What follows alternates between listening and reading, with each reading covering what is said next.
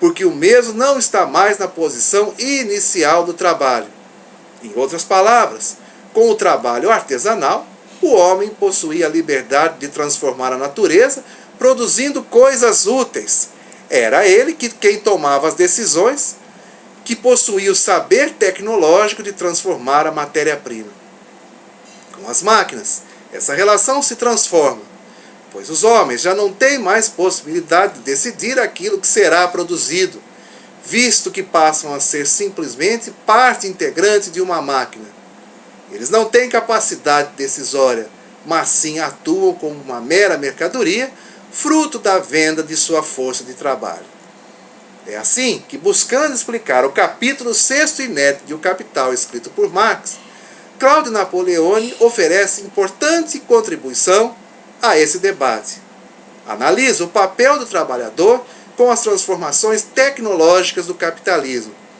Para Napoleone, o operário que antes estava em posição inicial ou ativa em relação ao trabalho, agora se encontra em posição intermediária e por isso instrumental, a ponto de que a denominação de instrumento de trabalho aplicada à máquina resulta evidentemente imprópria, porque o que ocorre é o inverso. Foi o trabalho do operário que se transformou em um instrumento desse próprio trabalho. As máquinas desenvolveram-se como uma manifestação da ciência burguesa, se aproveitando de agentes naturais como força motriz que nada custaram ao capital, como a água, o vapor, etc. A tecnologia permitiu a criação de novas máquinas por meio de outras máquinas, configurando a base técnica que atenta diretamente ao conhecimento do trabalhador.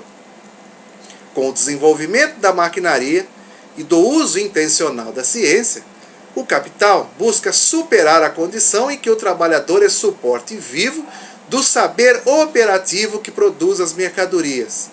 É a configuração de uma luta incessante entre o capital e o trabalho, entre o trabalho morto e o trabalho vivo. O capital aposta no crescimento do trabalho morto como uma estratégia de aumento de mais-valia, tanto absoluta como relativa e, consequentemente, no domínio dos trabalhadores. O trabalho reage enfatizando a importância do trabalho vivo e lutando contra a precarização das condições de vida e sistematização contínua dos seus saberes. Como máquina, o meio de trabalho logo se torna um concorrente do próprio trabalhador.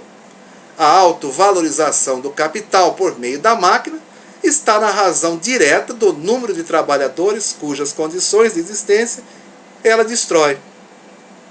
Todo sistema de produção capitalista repousa no fato de que o trabalhador vende a sua força de trabalho como mercadoria. A divisão do trabalho unilateraliza essa força de trabalho em uma habilidade inteiramente particularizada de manejar uma ferramenta parcial. Assim que o manejo da ferramenta passa à máquina, extingue-se com o valor de uso o valor de troca da força de trabalho.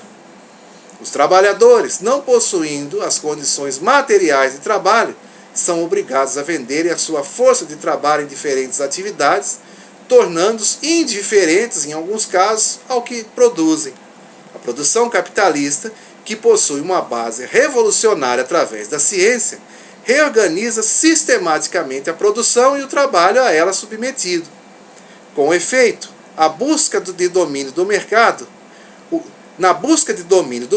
o capital se desdobra de ramo em ramo da produção, obrigando o trabalhador a acompanhar seu movimento, inventando e reinventando profissões.